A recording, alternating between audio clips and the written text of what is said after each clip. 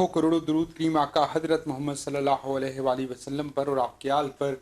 मैं हूं डॉक्टर मोहम्मद यासीन मलिक और आप सबको कहता हूं खुश आमदीद। नाज़रीन का यकीनन माह सयाम जो है, माह रमज़ान जो है, वो चंद घड़ियां इसकी मौजूद हैं 2024 में, और ये बिल्कुल हमसे आहिस्ता आहिस्ता आहिस्ता आहिस्ता सिरकता जा रहा है, निकलता जा रहा है हाथों से। और ये कहें कि चंद लम्हों की बात है, ये माह रमज़ान ख़त्म होने वाला है तो गलत नहीं होगा।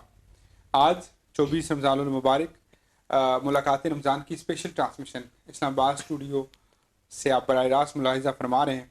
और तकरीबन आज हमारा अगर हिसाब किताब लगाया जाए तो 48वां प्रोग्राम या 49वां प्रोग्राम जो है ये इस माह रमज़ान का है।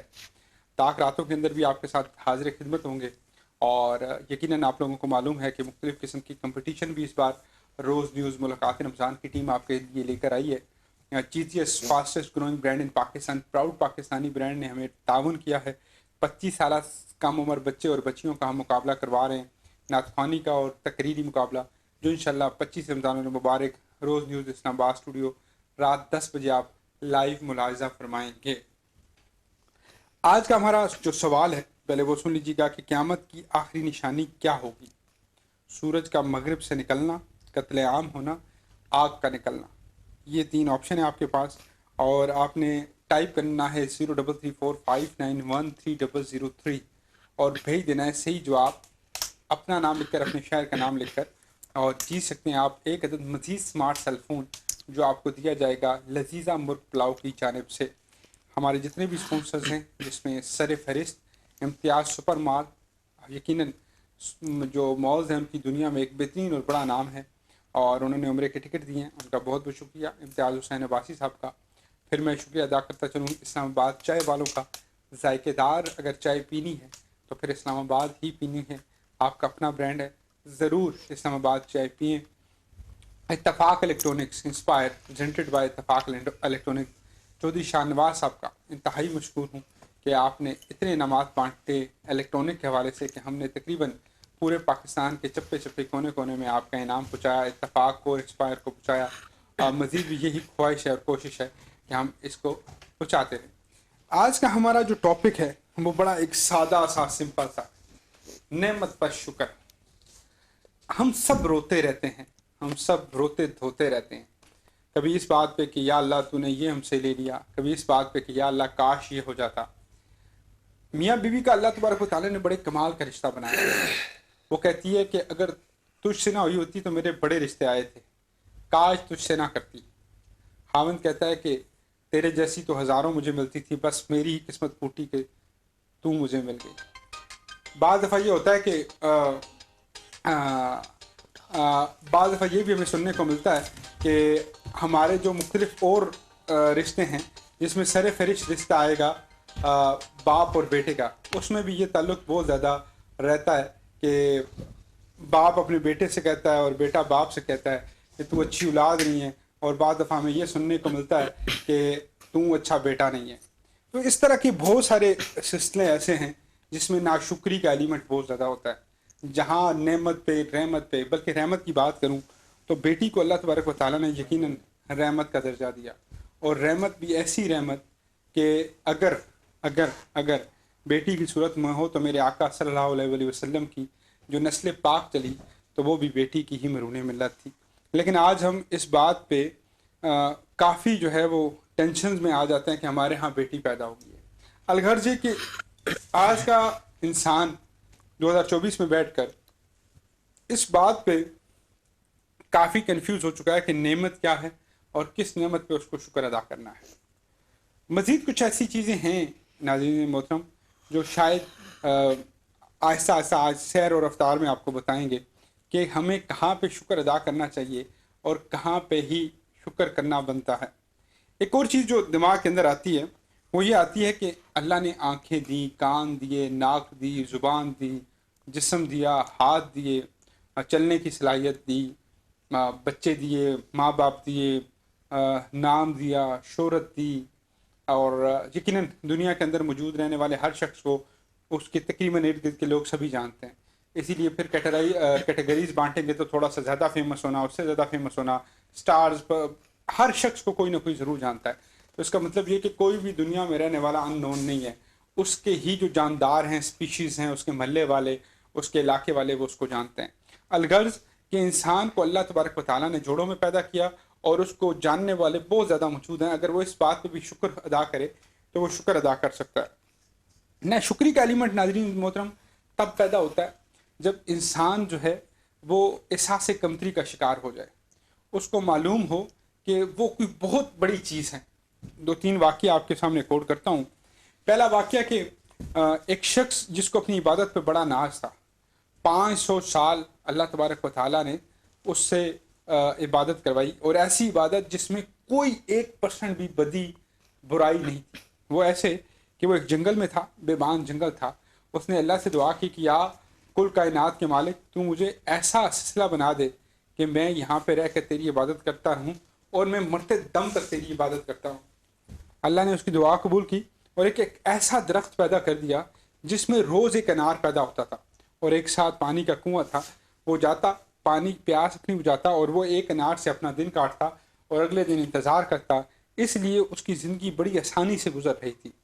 जब वो 500 साल तक यही मुसलसल इबादत का सिलसिला जारी रखा उसने, तो मरने का वक्त आ गया। वो अल्लाह से दुआ करता है कि या मालिक, मैंने पूरी ज़िंदगी तेरी इबादत की है, मैं तेरा नेक बरगुज़ीदा बंदा हूँ।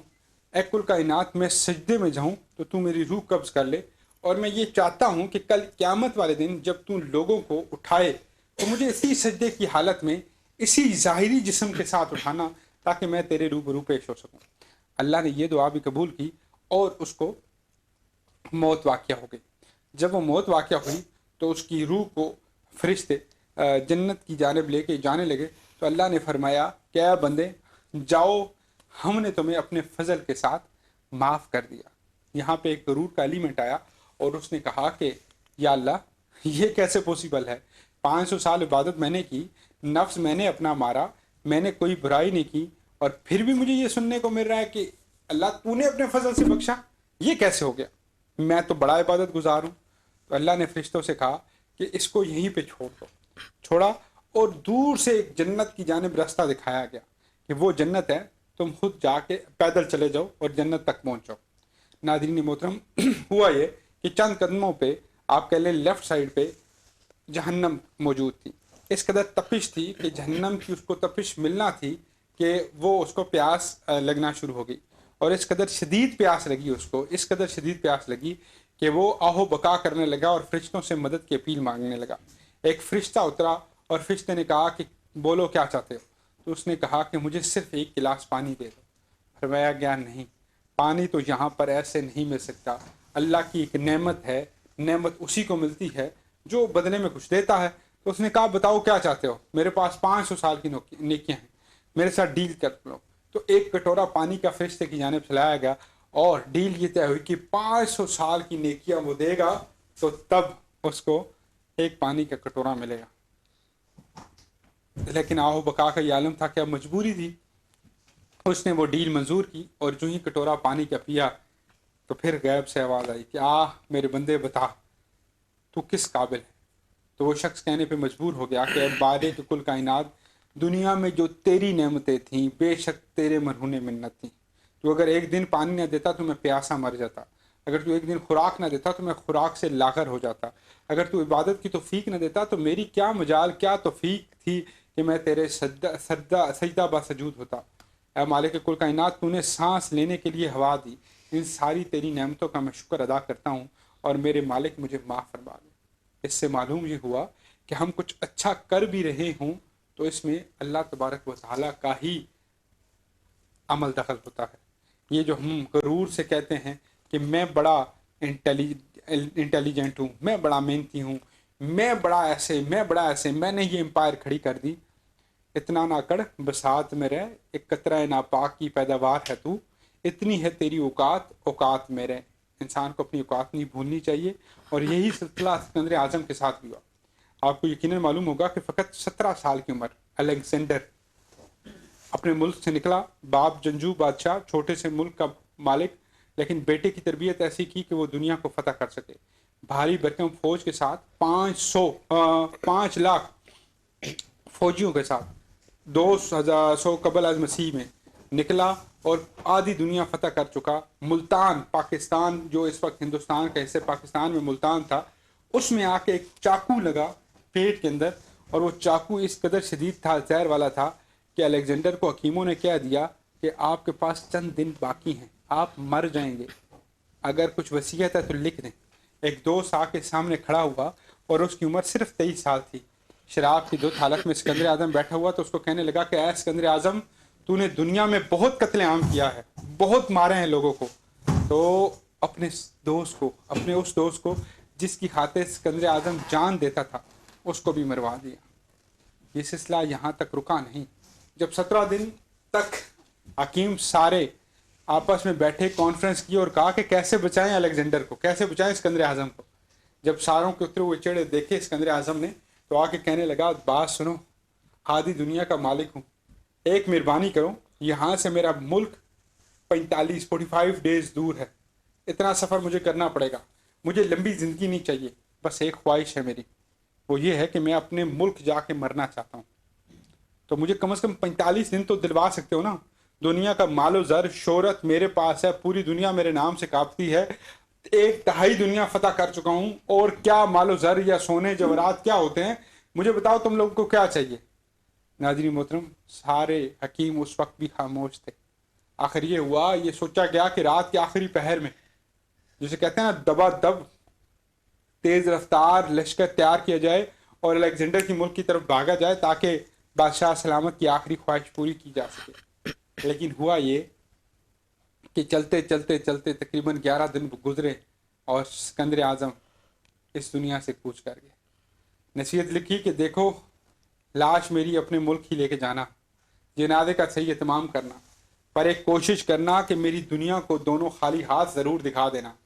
کہ آج اگر اتنا بڑا بادشاہ جس نے 1/3 دنیا فتح کی, 1/3 دنیا ناظرین محترم پورا ہندوستان جو اس وقت پاکستان, بنگلہ دیش, افغانستان, ہندوستان, انڈیا, یہ سارا تھا, اس کے علاوہ کچھ دنیا, ساؤتھ افریقہ تک, یہاں تک کہ اس کی ریاستیں روس تک پھیلی ہوئی تھیں, یہ پورا چائنا, انڈونیشیا, ملیشیا, ہر طرف اس کے ڈنکا بجتا تھا. لیکن ہوا یہ کہ 17-18 دن زندگی کہتا رہا کہ مجھے مزید دلا دو تاکہ میں اپنے ملک لوٹ سکوں, لیکن زندگی نہ ملی, اور آخرکار اس دنیا فانی سے رخصت ہو گیا.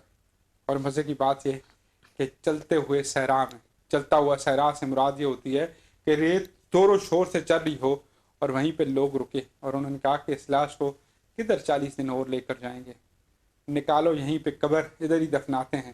اسی صحرا کے بیچ میں اسکندر اعظم کو دفنا دیا گیا. اتنی بڑی فاتح عالم کے پاس آج بھی کوئی نشانی نہیں کہ وہ کدھر دفن تھا, کدھر گئیں اس کی ہڈیاں, کہاں گیا اسکندر اعظم. اس سے معلوم یہ ہوا کہ بڑے بڑے آئے, بڑا بڑا نام بنانے کے بعد بھی ختم ہو گئے. آج آپ ان کی قبروں پہ جائیں, لیاقت علی خان کی قبر دیکھ کر انسان آنسو رو برسائے گا. ہاں چند ایسے تھے جن کی قبریں آج بھی گواہی دیتی ہیں کہ یہ کمال کر گئے, جس میں سر فہرست پاکستان کے شہر لاہور کے اندر رہنے والے داتا علی حجویری کا نام ضرور لوں گا. کراچی میں بیٹھے لیٹے اس مرد حر قائد اعظم محمد علی جناح کا نام ضرور لوں گا.